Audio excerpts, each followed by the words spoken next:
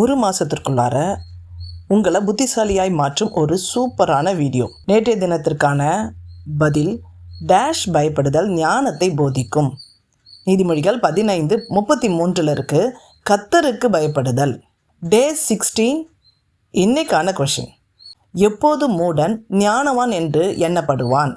எப்போது மூடன் ஞானவான் என்று எண்ணப்படுவான்? ஆன்சர் தெரிஞ்சா கமெண்ட் பாக்ஸில் சொல்லுங்கள். இல்லைன்னா நாளைக்கு இதுக்கான ஆன்சரை நம்ம பார்க்கலாம். நீதிமொழிகள் 15:31 ஜீவனுக்கு ஏதுவான கடிந்து கொள்ளுதலை ஏற்றுக்கொள்ளும் காது ஞானிகள் இடத்திலே தங்கும். அதாவது நித்திய ஜீவனை ஒருத்தர் பெற்றுக்கொள்ளணும். அவர்கள் பெற்றுக்கொள்வதற்கு அவர்கள் பல தடைகள், தொல்லைகள், தப்புகள், தவறுகள் அவர்கள் செய்கிறார்கள் என்று சொன்னால் அதற்கு ஏதுவான ஒரு கடிந்து கொள்ளுதலை இங்கே வசனம் சொல்லுகின்றது. என் ஊழிய பாதையில் அநேகருக்கு நான் பல காரியங்களை சொல்லுவேன், ஜெபிப்பேன். எனக்கு ஒரு ஜெப குறிப்பு கொடுத்துட்டாங்கன்னா அந்த ஜெப குறிப்புக்காக நான் பதில் கிடைக்கும் வரைக்கும் திரும்பிய ஜெபிங்க சிஸ்டர் சொல்ல வேண்டாம்.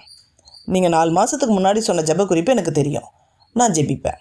அப்போது அநேகர் கர்த்தருடைய வார்த்தைக்கு அந்த நித்திய ஜீவனை பெற்றுக்கொள்வதற்கு அவங்களுடைய காரியத்தில் சில தடைகள் இருக்கும். ஆவிக்குரிய முன்னேற்றத்திற்கு சில தடைகள் இருக்கும். அப்போ நான் என்ன பண்ணுவேன், அவங்கள ஏன் இப்படி செய்கிறீர்கள், ஏன் இப்படி பேசுகிறீர்கள் என்று சொல்லி கோபப்படுவேன்.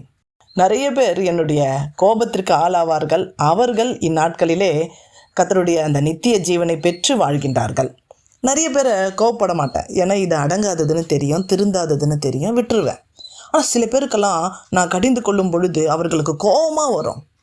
பவுல் நிருபத்தில் எழுதுகின்றார், நான் யாரை கடிந்து கொள்கின்றனோ, யாரால் நான் வேதனைப்படுத்தினோ அவர்கள்தான் எனக்கு இரக்கம் செய்வார்கள். ஏன்னா ஒரு சீர்படுத்தி போகணுன்னா கண்டிப்பாக கடிந்து கொள்ளுதல் வேணும்.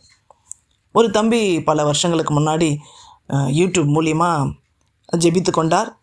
பல சூழ்நிலைகள் அவர்கிட்ட தவறு காணப்பட்டதுனால நான் அவரை கடிந்து கொண்டேன். உடனே கீழ்ப்படியலை, அதோட கட்டாயிட்டார். பல வருஷம் கழித்து திரும்பியும் யூடியூப் வீடியோ பார்த்து, ஆண்டி எப்படி இருக்கிறீங்க, நல்லா இருக்கீங்களான்னு சொல்லி ஃபோன் பண்ணுகின்றார் வெளியூர்லேருந்து. அப்போ அவர் சொன்ன ஒரு காரியம், நீங்கள் என்னை கடிந்து கொள்ளும் பொழுது, நீ என் மேலே கோவப்படும் பொழுது நான் உங்களுடைய வார்த்தைகளை அவாய்ட் பண்ணிட்டேன். ஆனால் அது நிமித்தம் பல கஷ்டப்பட்டுட்டேன் ஆண்டி. இப்போ நிறைய உங்களுடைய யூடியூப் வீடியோஸை நான் பார்க்குறேன். அதில் நீங்கள் சொல்ல நிறைய புத்திமதிகள் எனக்கு ரொம்பவே யூஸ்ஃபுல்லாக இருக்குது. அன்றைக்கி நீங்கள் திட்டினது இன்றைக்கு அது நான் யோசித்து பார்க்கிறேன் என்றார். அப்போ இன்றைக்கி உன் காது கேட்குது.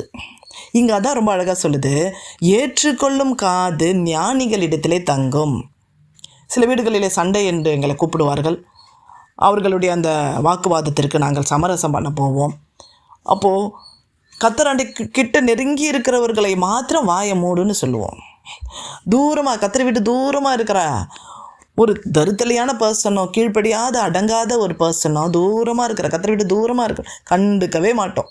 நீ எப்போ கத்திரிக்கிட்ட வரியோ அப்போ உன்னை திட்டுவோம், அப்போ கடிந்து கொள்ளுவோம். கடிந்து கொள்ளுதல் என்றது ரொம்ப ரொம்ப இம்பார்ட்டண்ட்டான ஒரு காரியம். அநேகர் நான் கடிந்து கொள்ளும் பொழுது அப்படியே திணறுவாங்க, அழுவாங்க, சண்டை போடுவாங்க, என்னையே திட்டுவாங்க. ஆனால் ஜீவனுக்கு ஏதுவான ஒரு கடிந்து கொள்ளுதலை, ஆவிக்குரிய வாழ்க்கைக்கு முன்னேற்றமாக இருக்கிற ஒரு காரியத்தை கடிந்து கொள்ளுகிறேன் என்று சொன்னால் அது கண்டிப்பாக அந்த காது நீ கேட்டினா ஞானவான். அந்த காது உனக்கு கேட்கலன்னா நீங்கள் ஞானவான் அல்ல, நீ ஒரு முட்டாள். ஸோ இன்றைக்கு நீங்கள் ஞானவானாய் மாற வேண்டும் என்று சொன்னால் யாராவது உங்களை கோச்சிக்கிறாங்க, சர்ச்சில் பாஸ்டர் உங்களை கோச்சிக்கிறாங்க, பாஸ்டர்மா உங்களை கோச்சிக்கிறாங்க, வீட்டில் பெரியவங்க உங்களை கோச்சிக்கிறாங்கன்னா அது என்ன காரியத்தை அவங்க சொல்லுகிறாங்களோ அதற்கு கீழ்ப்படியும் காதை நீங்கள் வைத்து கொண்டால் நீ ஒரு ஞானி.